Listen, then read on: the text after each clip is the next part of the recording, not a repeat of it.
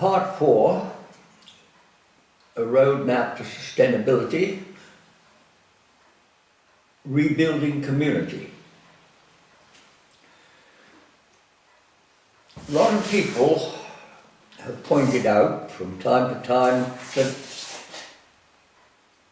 we can't just continue the way we're going, and it's more than tinkering around the edges of our present way of living that is going to be necessary before we can become sustainable. I don't remember the exact words, but Einstein keeps on being quoted as having said that you can't fix something by doing more of what was wrong. It doesn't work. People like Wendell Berry and David Corton have pointed out over and over again that cultures depend on what they call the story that they live by. Other people call it a paradigm. It's the sort of rules and the regulations and the atmosphere of the community that you're living in. And we are going to have to become much more intimate one way and another. Schumacher said small is beautiful, and it is very important that we live in a scale that we can comprehend. We can't reach out further than we can understand. And so communities have to become closer, rather than having a global village, as some people think globalization should produce. We must try and make the global village or the global culture depend on small, intimate communities which are ecologically fit for where they live on the earth. Because different parts of the earth are different, and expecting the same way of life to happen in a tropical forest as happens in a desert doesn't make sense. So again, we are looking for this diversity, this golden mean position somewhere between diversity and monoculture and efficiency, which gives the best resilience to our society. So how are we going to get there? Well, David Corton has a story which I like very much, because he says that we are ultimately an important part of the ecological system.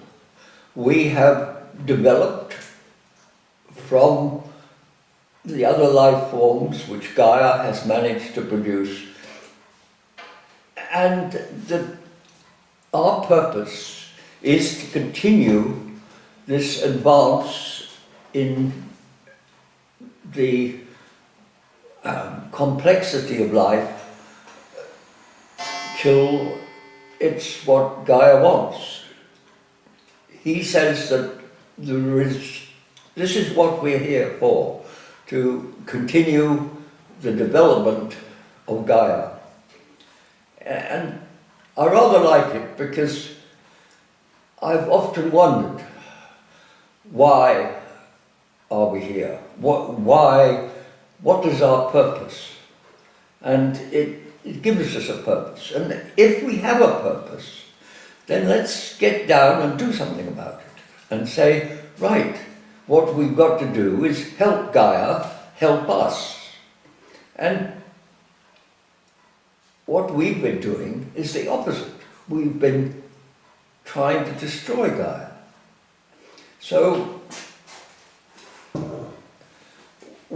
what I would like to say is that if we can get small communities which are closely knit,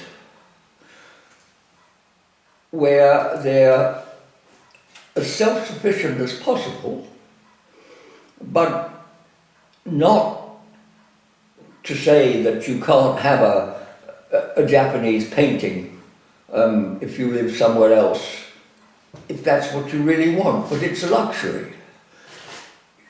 The style of food, the style of life, the general workings of the community should fit in with the kind of ecological system in which you live. If you've got a place that grows wheat, then you can have bread as one of your main diets, or rice. But if you live where that isn't, but you can grow potatoes, then presumably you will have food which is based on the food which grows in the area. Also, the skills that people get will be dependent on the kinds of things that they need to live the kind of life that they live in their particular ecological niche. It makes the whole world much more exciting. If you ended up with a world of a completely homogeneous monoculture, who on earth would ever want to live in it? It would become terrible. So let's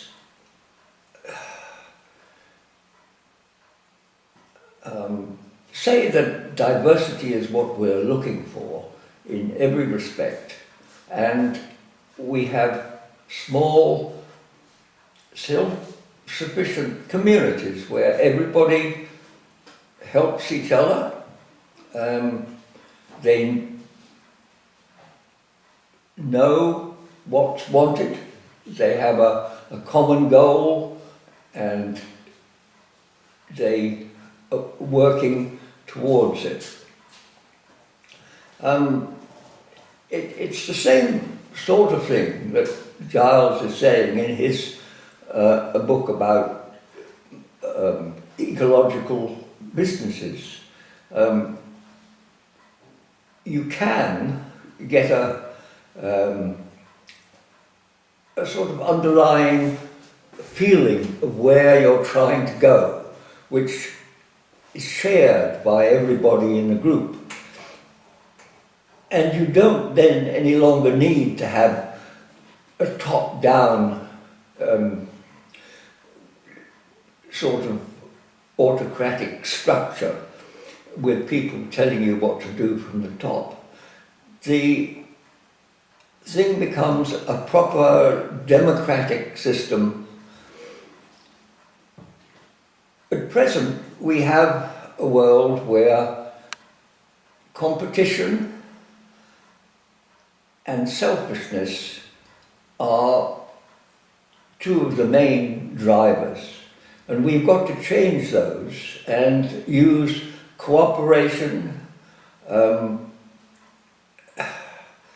symbiotic relationships, and democracy to try and get a feeling of enjoyment out of life again. The things that can do that is very much trying to admit into our lives that bigger is not any longer better. It can be more efficient, but efficiency shouldn't be what we're looking for. We should be looking for this resilience, which is part between diversity and efficiency. And we should be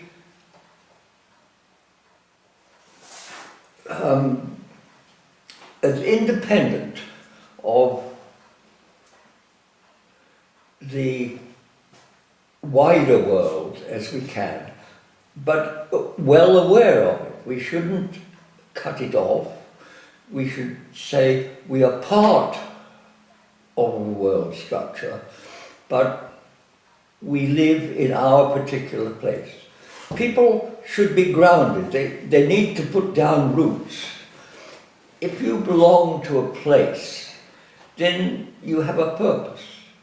If you don't belong to a place, you could be in trouble. Now, one of the best ways of bringing community together is to have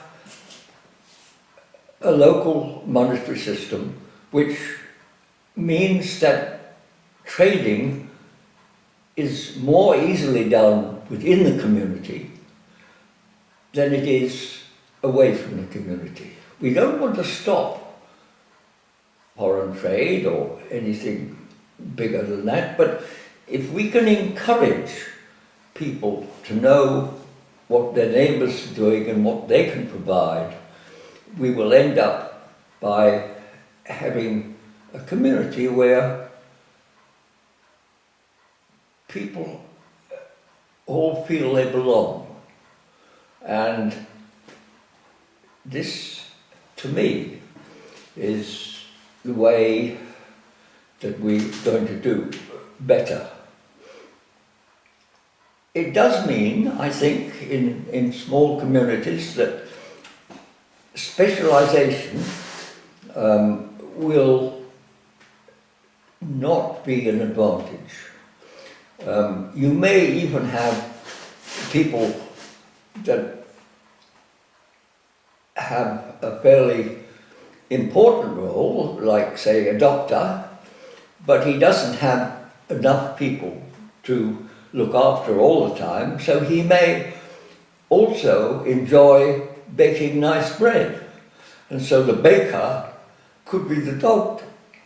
But you have less specialization, more people will be able to do more things. We will have lots of labour-saving devices, but they'll be on a small scale. You won't have a big flour mill somewhere in the metropolis which produces all your flour. But I would suspect that each household would have its own little flour mill, that it could grind the flour it wanted to the sort of degree it wanted it ground in order to make whatever it wanted to make. And the next door neighbour might make a slightly different sort of bread, and they would swap them from time to time. It's a matter of